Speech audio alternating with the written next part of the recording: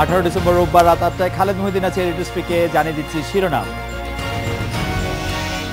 সাবেক প্রধান বিচারপতি নেতৃত্বে সার্চ কমিটি চায় বিএনপি, সব দলের সমঝোতায় ইসি।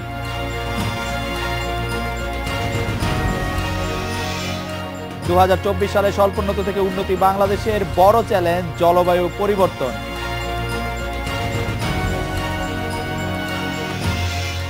রেমিটেন্সের 2% দেশে বিনিয়োগ, প্রবাসী কল্যাণ ব্যাংকের সফলতা নেই।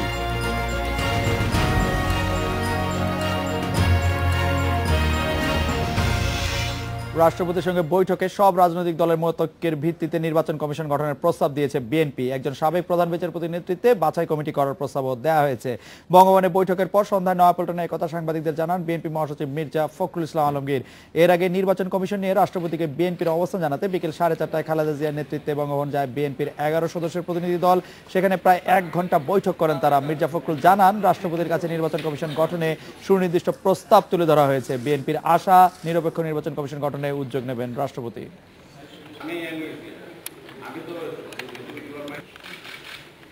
যে বিষয়টার উপর গুরুত্ব দেওয়া হয়েছে সেটা হচ্ছে যে সকল রাজনৈতিক দলের মতৈক্যের ভিত্তিতে নির্বাচন কমিশন গঠন করা, এটা হচ্ছে মূল বিষয়টা। অর্থাৎ যেহেতু এখানে আপনার নির্বাচন কমিশন গঠন সম্পর্কে কোনো আইন এখন পর্যন্ত তৈরি হয়নি, সেই কারণে এখন আর বিকল্প কোনো পথ নেই। এটা সকল রাজনৈতিক দলের মতৈক্যের ভিত্তিতেই এই নির্বাচন কমিশন গঠন করবার উদ্যোগ মহামান্য রাষ্ট্রপতি নেওয়া প্রয়োজন বলে আমরা মনে করি এবং দেশনেত্রী মনে করেছেন, সেটাই তিনি উত্থাপন করেছেন। আমরা প্রস্তাব করেছি যে একজন আহ্বায়ক থাকবেন বাছাই কমিটির এবং 4 জন সদস্য থাকবেন, যারা আপনার এর আগেও আমরা বলেছি যে এক প্রধান বিচারপতি, সাবেক বিচারপতি যে বিতর্কিত নন ও সকলের গ্রহণযোগ্য এই ধরনের একজন প্রধান বিচারপতিকে দিয়ে বাছাই কমিটির কনভেনার হবেন। 4 জন সদস্যের কথা আপনাদের বলা হয়েছে। নির্বাচন কমিশন গঠনের রাষ্ট্রপতির সংলাপ নিয়ে কথা বলতে আমাদের সাথে আছেন বিএনপির যুগ্ম মহাসচিব সৈয়দ মোয়াজ্জেম হোসেন আলাল এবং আওয়ামী লীগের সাংগঠনিক সম্পাদক আহমদ হোসেন আছেন আমাদের সঙ্গে। আলাল ভাই, রাষ্ট্রপতির সাথে যখন বৈঠক শেষ হলো বিএনপি নেতৃবৃন্দের পক্ষ থেকে আসলে আমাদেরকে জানানো হয়েছে যে রাষ্ট্রপতির কাছে প্রস্তাবগুলি তুলে ধরা হয়েছে। রাষ্ট্রপতি আলাপ সম্পর্কে আপনারা কতটা আশাবাদী যে রাষ্ট্রপতি আপনাদের প্রস্তাবগুলি কতটা গুরুত্ব দিয়ে দেখছেন বা দেখবেন বলে আশ্বাস দিয়েছেন? মহামান্য রাষ্ট্রপতির সঙ্গে আলোচনার আউটপুট যেটা, বেটার ফলাফল যেটা, এ ব্যাপারে আমরা প্রচণ্ড আশাবাদী। কারণ এই জিনিসটি তো আবিষ্কার করলাম আমরাই। বিএনপি এটা দেশনেত্রী বেগম খালেদা জিয়া নিজে, বিএনপির সম্মানিত চেয়ারপারসন, সাবেক প্রধানমন্ত্রী, উনি নিজে এটা একটা আনুষ্ঠানিক সংবাদ সম্মেলনের মাধ্যমে এই 13 দফা একটি পূর্ণাঙ্গ প্রস্তাবনা তুলে ধরেছেন এবং মহামান্য রাষ্ট্রপতির কাছে সময়ের আবেদনটা বিএনপি একমাত্র করেছে এবং যদি একমাত্র নাও করে থাকে প্রথম করেছে।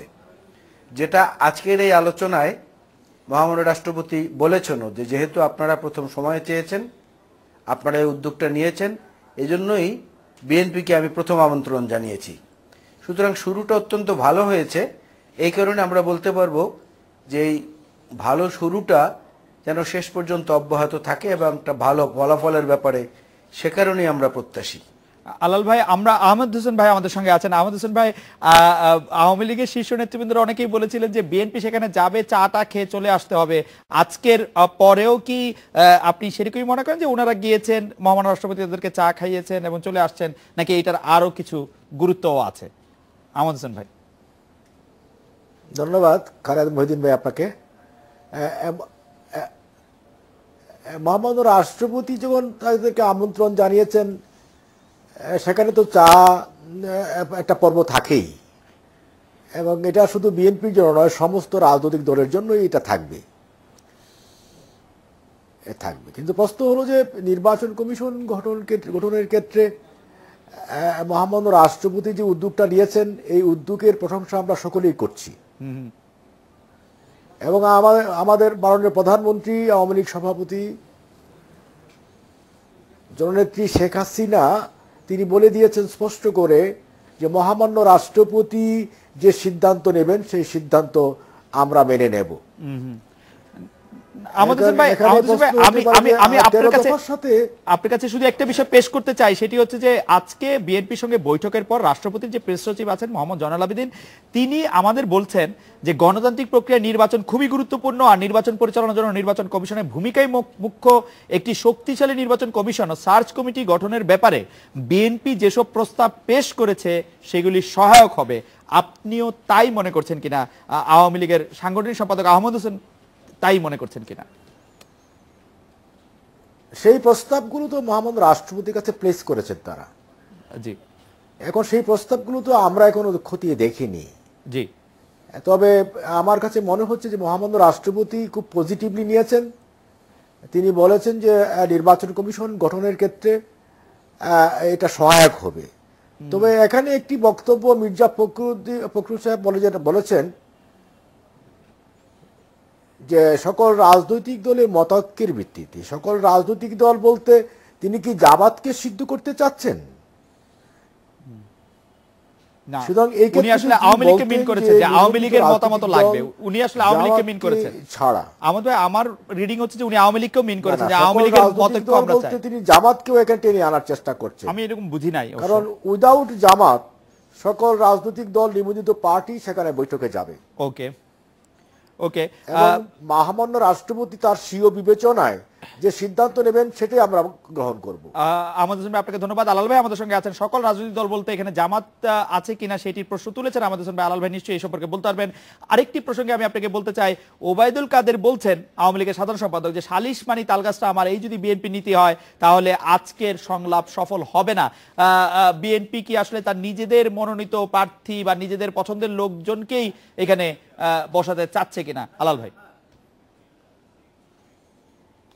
আপনাকে ধন্যবাদ।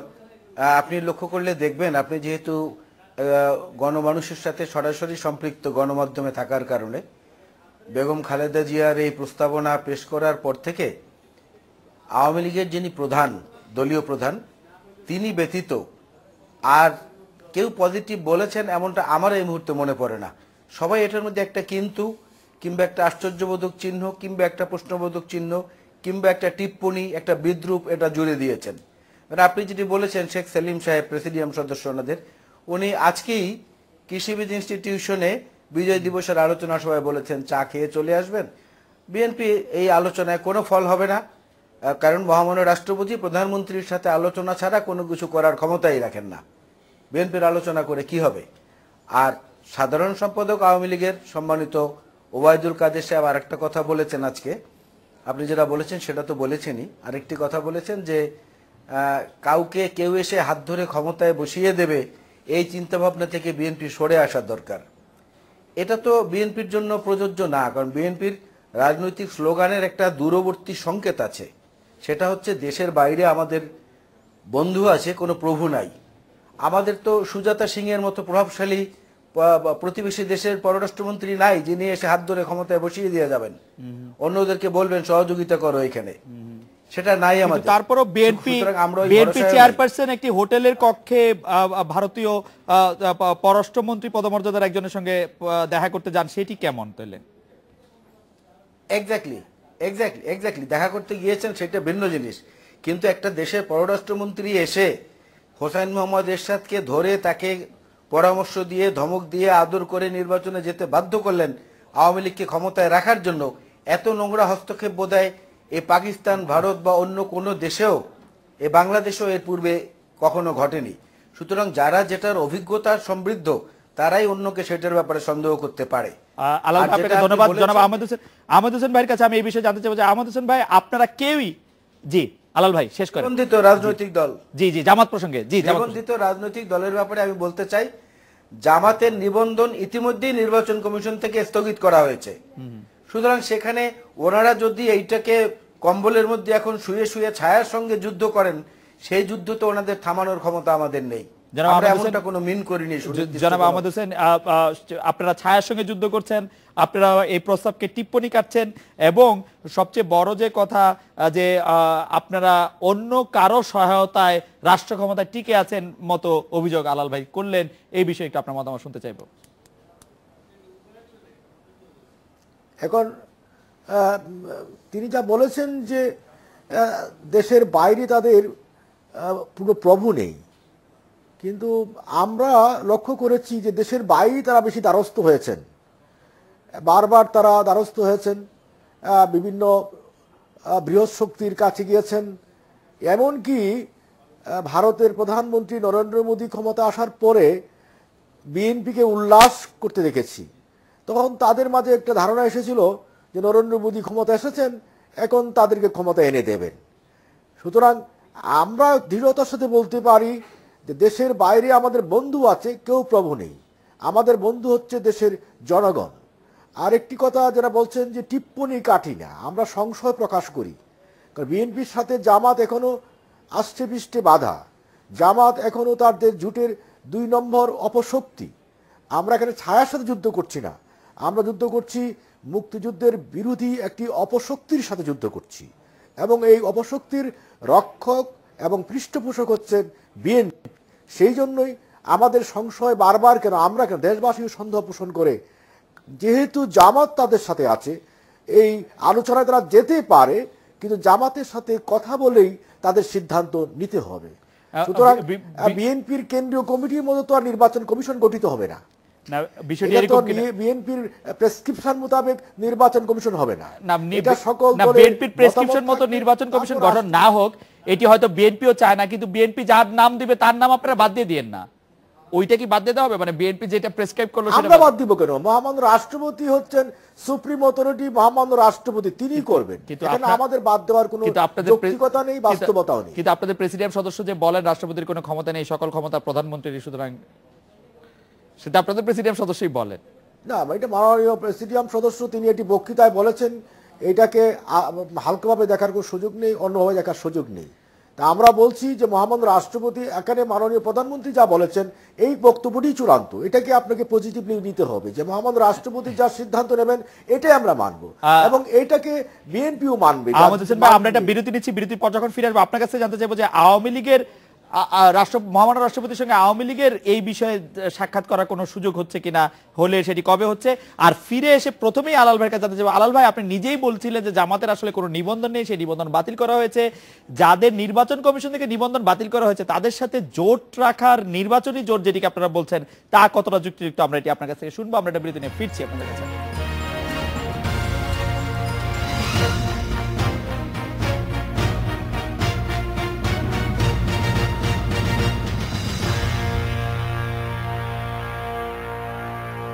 আলাল ভাই, যেটি জানতে চাইছিলাম যে জামায়াতে ইসলামী যার নিবন্ধন নেই আপনি বলছিলেন, তার সাথে ভোটের জোট কি করে হয়? আপনাকে ধন্যবাদ, অত্যন্ত গুরুত্বপূর্ণ একটি প্রশ্ন। এটা হতেই পারে বাংলাদেশের রাজনীতির কৌশলে, কারণ 1986 সনে এরশাদের বিরুদ্ধে নির্বাচনে গিয়েছিল জামাত ইসলামী এবং বাংলাদেশ আওয়ামী লীগ একত্রে। আবার 1991 বিএনপি যখন একত্রটা কেন বলেন দায়িত্বে, একত্রটা কেন বলেন? জামাত ইসলাম বলি এই কারণে, হ্যাঁ বলি এই কারণে, না বলি এই কারণে, আপনাকে আমি বলি, আপনি ভালো প্রশ্ন করেছেন, ভেরি পার্টিনেন্ট। সেটা হলো 86 সনে চট্টগ্রামে দাঁড়িয়ে আজকের যিনি প্রধানমন্ত্রী, একটি জোটের প্রধান ছিলেন তখন, 15 দলীয় জোটের, উনি বলেছিলেন এরশাদের অধীনে যারা নির্বাচনে যাবে তারা হবে জাতীয় বেঈমান। কিন্তু 12 ঘন্টার মধ্যেই সিদ্ধান্ত পরিবর্তন করে নির্বাচনে গেলেন, কারণ এর পূর্বেই জামাত সিদ্ধান্ত দিয়ে দিয়েছিল যে তারা নির্বাচনে যাবে। দুই দল থেকে একত্রেই প্রায় কাছাকাছি সময় ঘোষণাটি এসেছিল, মনে করে দেখেন। আর 91 থেকে 96-তে তত্ত্বাবধায়ক সরকারের দাবিতে যে আন্দোলনটি হয়েছিল তাতে তো যুগপৎ আন্দোলন তারা করেছিলেন। সুতরাং নির্বাচনী জোট এটা হতেই পারে, কিন্তু আপনি যদি এখানে একটা জিনিস দেখেন আমাদের প্রস্তাবনার 1 নম্বরে আছে সকল রাজনৈতিক দলের ঐক্যমতের ভিত্তিতে গঠন করতে হবে। ঐক্যমতটা আবার ব্র্যাকেট, আবার ইংরেজিতে লেখা আছে কনসেনসাস। আমি আহমেদের দৃষ্টি আকর্ষণ করছি এই জায়গাটা এখানে, এবং এরপরেই 2 নম্বরের 2-1-এ লেখা আছে নিবন্ধনকৃত সকল রাজনৈতিক দল এবং অথবা স্বাধীনতার পর প্রথম ইত্যাদি ইত্যাদি। তা নিবন্ধনকৃত সকল রাজনৈতিক দলের মধ্যে বর্তমান অবস্থার পরিপ্রেক্ষিতে এখন পর্যন্ত রাজনৈতিক দল হিসাবে জামাতের নিবন্ধন স্থগিত করে রেখেছে নির্বাচন কমিশন। সুতরাং এইখানে তাদেরকে আনার যে একটা ছায়া আতঙ্ক, যে কথাটা আমি বলেছি যে তাদেরকে টেনে আনছে কেন আওয়ামী লীগ, আমাদের কাছে তো তাদেরকে এমন কোনো দৃশ্যমান প্রমাণ নেই যে জামাতের খুবই সঙ্গে আমরা খুবই পরামর্শ গুরুত্বপূর্ণ করছি প্রশ্ন বা আলাল ভাই করেছেন যে তাদেরকে কেন টানা হচ্ছে, কিন্তু আলাল ভাইয়ের কাছে এই প্রশ্নটির জবাব আমি পেলাম না। তাদেরকে কেন আপনারা জড়িয়ে ধরে রেখেছেন? টেনে আনতে চাচ্ছে আওয়ামী লীগ ইচ্ছা করে, আমরা রাজনৈতিক ধরে রেখেছি কেন? জি, রাজনৈতিক ফয়দা নেওয়ার জন্যই তারা টেনে আনে, এই কথা না, ঠিক, না, কিন্তু ঠিক আপনারা আছে, জড়িয়ে ঠিক রাখেছেন আছে। কেন? এক্স্যাক্টলি, ভালো বলেছেন আপনি। জি। এখন এই জায়গাটা আপনি যদি দেখেন যে আমরা এই যে একটা আমরা জড়িয়ে রেখেছি কথাটা বললে কথাটা অসম্পূর্ণ থাকে। বলতে পারেন যে এদেরকে নিয়ে একটা কে আগে জড়িয়ে ধরবে এর একটা প্রতিযোগিতা চলছে। আপনারা জিতছেন। হানিফ সাহেব জামাতের লোকজনদেরকে আলাল ভাই, একদম আপাতত মানে আপনারা জিতছেন। নেতৃবৃন্দ থেকে ফুল দিয়ে বরণ করে নিচ্ছেন। Right.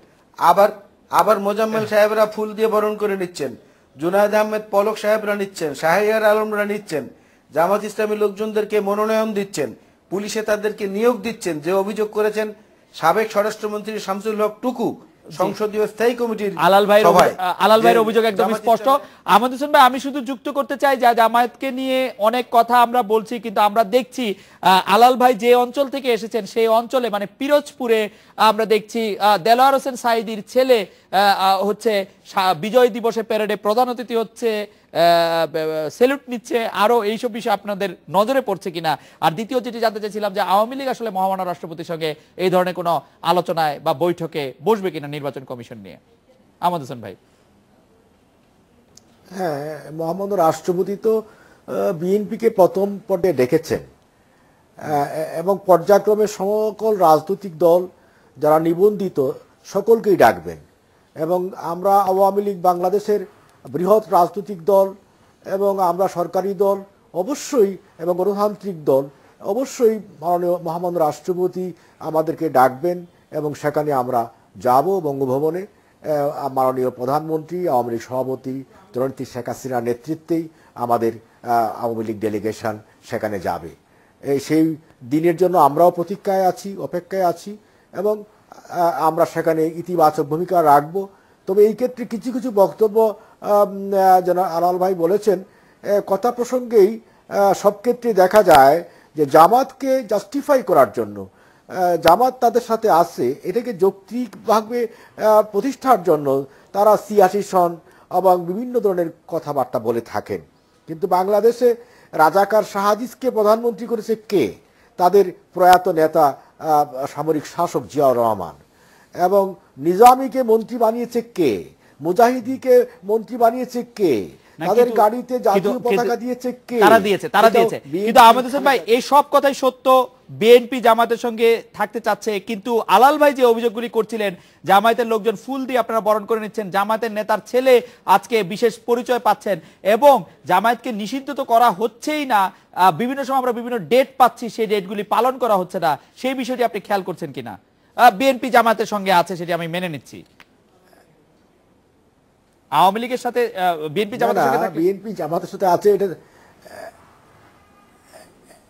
এটা তো বাস্তবতা, আপনি মানছেন, এটা তো বাস্তবতা। তো আমাদের বাংলাদেশে আওয়ামী লীগের অবস্থান নিয়ে কোনো সংশয় আছে কি? আছে। আপনি কি আজকে প্রশংসার চোখে দেখবেন না যে বাংলাদেশে যুদ্ধ অপরাধীদের বিচার হচ্ছে, এখনো চলছে? যুদ্ধ অপরাধের বিচার চলছে, কিন্তু শেখ হাসিনা নেতৃত্বেই হয়েছে। কিন্তু আমার সুযোগ হয়েছিল আপনাদের শীর্ষ অনেকের সঙ্গে কথা বলার, তাদের অনেকেই আমাকে অনেক রকম ডেট দিয়েছেন, 26শে মার্চ, 16 ডিসেম্বর। এই 16 ডিসেম্বর ডেট হওয়ার 1.5 বছর পার হয়েছে, কিন্তু আমি দেখি নাই জামাত নিষিদ্ধ হতে। আপনার নিশ্চয়ই মনে থাকবে মন্ত্রীরা ডেট দিয়েছিলেন। জামাত তো এখন নিবন্ধিত দল হিসাবে স্বীকৃত নয়, পর্যায়ক্রমে জামাত তো এখন নিষিদ্ধ হওয়ার পথে, আইনানুগ ভাবে নিষিদ্ধ হওয়ার পথে। সেই ক্ষেত্রে রাজনৈতিক ভাবে বিএনপিরও অবস্থান ক্লিয়ার করতে হবে। আমরা জামাতকে ছেড়ে দিলাম, বিএনপি অবস্থান ক্লিয়ার করবে, সেটা আমরাও চাই। জনাব আহমেদ হোসেন, জনাব সৈয়দ মোয়াজ্জেম হোসেন আল্লাহ, আপনাদের অনেক ধন্যবাদ। বিরতি নিচ্ছি, ফিরছি একটু পরে।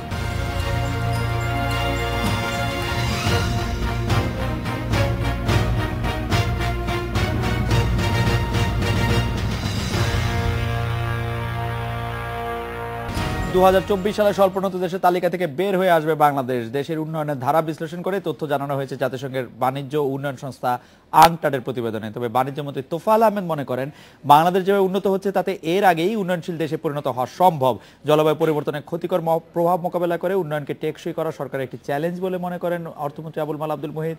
তিনি অভিযোগ করেন, বৈশ্বিক উষ্ণতা বাড়ার জন্য দায়ী উন্নত দেশগুলো থেকে প্রতিশ্রুত সহায়তা পাচ্ছে না ক্ষতিগ্রস্ত দেশগুলো।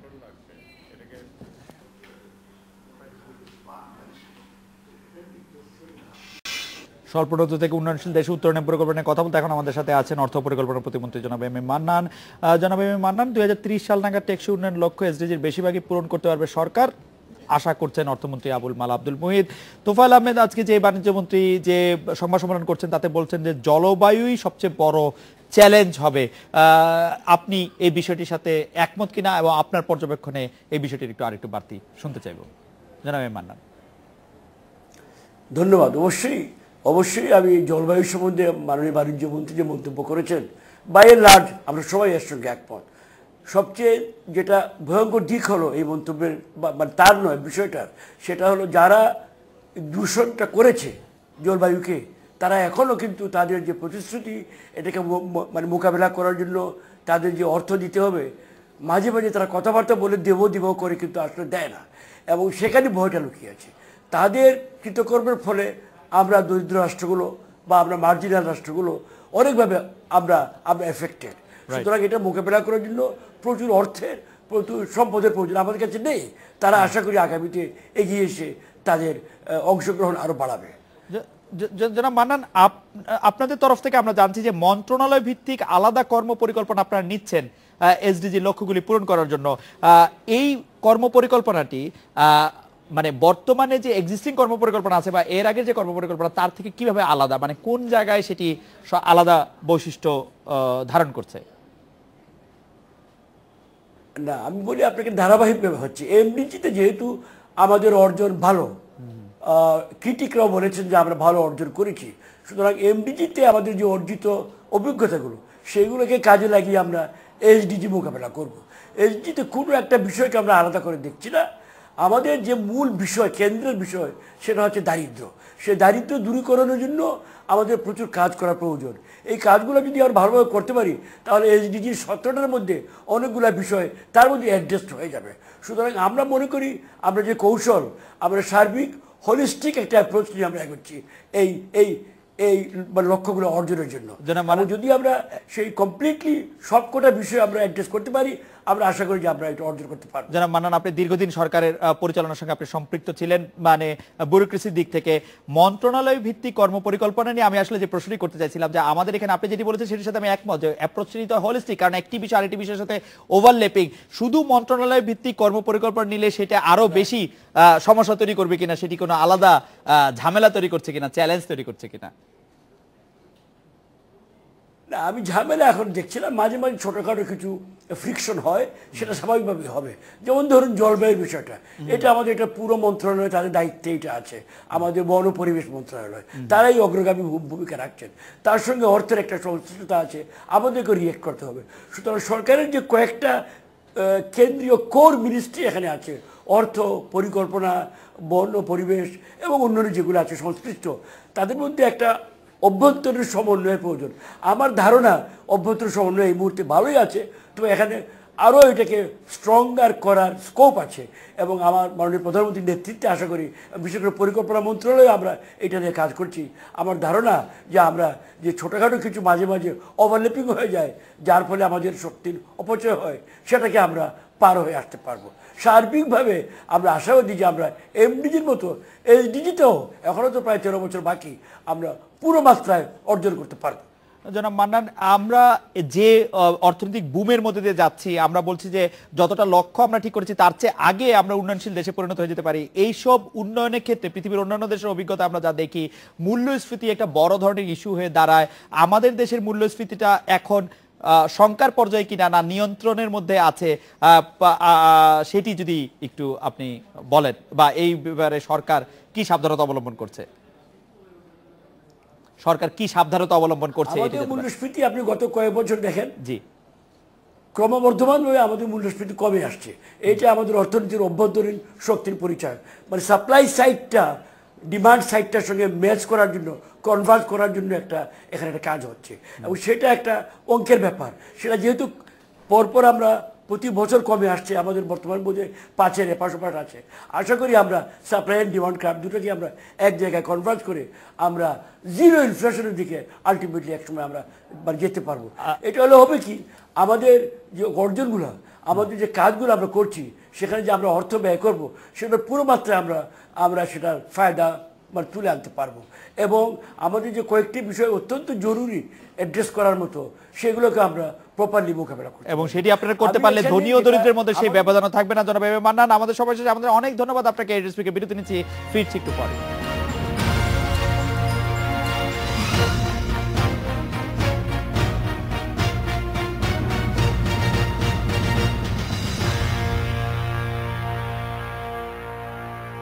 প্রবাসী আয়ের মাত্র 2% বিনিয়োগ হয় দেশে, এবং প্রবাসী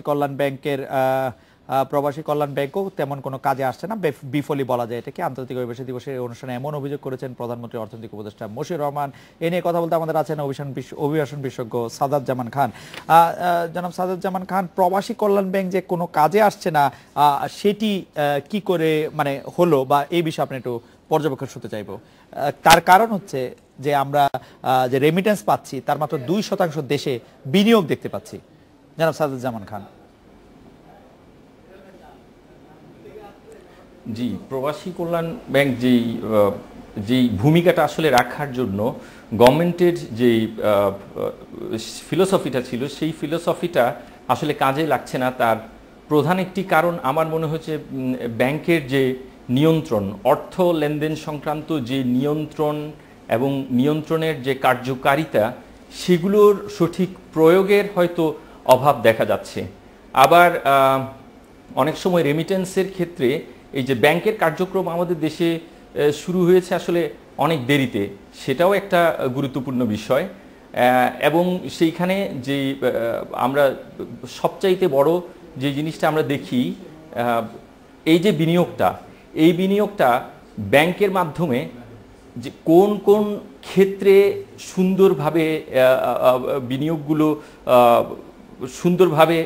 বিনিয়োগগুলো হবে, সেই ব্যবস্থাপনাটা খানিকটা হয়তো অভাব আছে। সেই জন্য বিদেশি কল্যাণ ব্যাংকের মাধ্যমে যে বিনিয়োগগুলো আসছে, সেগুলো ঠিকমতো অবদান হয়তো অর্থনীতিতে। আমরা যদি বিনিয়োগের কথা বলি, প্রবাসী কল্যাণ ব্যাংক বা ব্যাংকের মাধ্যমে যে জটিলতা, সেই জটিলতার কথা আপনি বললেন, কিন্তু আমি আসলে কোর জিনিসটি জানতে চাচ্ছি যে প্রবাসীরা আসলেই দেশে বিনিয়োগ করতে চান কিনা, নাকি তারা বিভিন্ন ধর্মীয় প্রতিষ্ঠান বা শিক্ষা প্রতিষ্ঠান বা অলাভজনক খাতেই আসলে টাকাটি দিয়ে দিতে এক ধরনের পছন্দ করছেন। প্রবাসীরা আসলে দেশের মধ্যে তিনটা ক্ষেত্রে তিনটা কারণে, প্রধান কারণে বিনিয়োগ করতে চান না। একটা, আমি যেটা দেখেছি, প্রবাসীরা দেশে বিনিয়োগকে ঝুঁকিপূর্ণ মনে করেন সবার আগে। আচ্ছা। আর 2 নাম্বার, প্রবাসীরা যে সমস্ত খাতে বিনিয়োগ করতে চান সেগুলো অলাভজনক। যেমন আপনি দেখবেন বিদেশিরা দেশের সিলেট অঞ্চলে আপনি দেখবেন অনেক বড় বড় অট্টালিকা হয়েছে, কিন্তু সেই টাকাগুলো হয়তো ইন্ডাস্ট্রিয়াল সেক্টরে দেয়া যেতে পারত, কিন্তু সেইখানে আমরা সেই বিনিয়োগগুলো দেখতে পাচ্ছি না। আবার আরেকটা ক্ষেত্রে বিনিয়োগটা হচ্ছে না, প্রবাসীরা যে দেশে বিনিয়োগটা করবে, নানাভাবে বিনিয়োগ করে তারা কিন্তু বিনিয়োগ যে একেবারে হয়নি সেটা না, বিনিয়োগ হয়েছে কিন্তু দেশে, কিন্তু সেই বিনিয়োগটা কার্যকারিতা এবং তাদের যেই আশা নিয়ে বিনিয়োগটা করেছেন তার সাফল্য আসলে তেমন তারা পায়নি। এটাও আরেকটা কারণ যার জন্যে দেশে হয়তো বিনিয়োগ করছে না।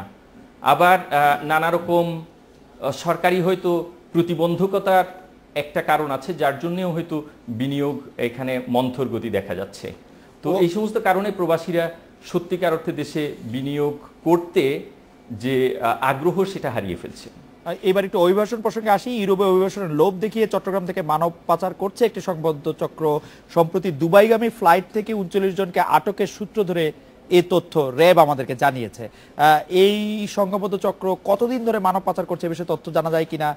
তারপরে এত সব প্রচারের পরও কেন এইসব ঝুঁকিপূর্ণ উপায়ে মানুষ আসলে বিদেশে যেতে চাইছে, এই বিষয়ে আপনার পর্যবেক্ষণ জানতে চাইব। দেখেন, মানব পাচার আমাদের দেশে নতুন বিষয় নয়, এটা আসলে হয়ে আসছে। এবং মানব পাচারের দুটো বড় কারণ হচ্ছে, একটা প্রধান কারণ হচ্ছে একটা সস্তা শ্রম।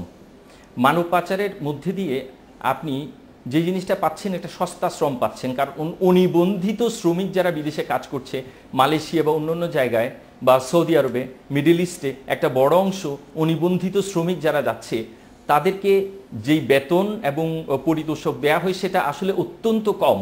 এবং এমনও কথা আছে যে সেটা সাধারণ শ্রমবাজারে 1/3 শ্রমবাজারে যে পরিমাণ টাকাটা দেয়া হয়। তো সেই ক্ষেত্রে এটা অবশ্যই পাচারকারীদের জন্য একটা, যেহেতু সস্তা শ্রম পাওয়া যাচ্ছে এবং বাংলাদেশ থেকে মানব পাচার এবং এই সস্তা শ্রম বাইরে, আপনি শুধু ওই আমরা অন্য আরেকটা জায়গায় আমরা দেখতে পাই যে সাজামান খান, আপনাকে অনেক ধন্যবাদ। এই ছিল আজকের রেডিও স্পিকে আমন্ত্রণ আমাদের পরের আয়োজনে।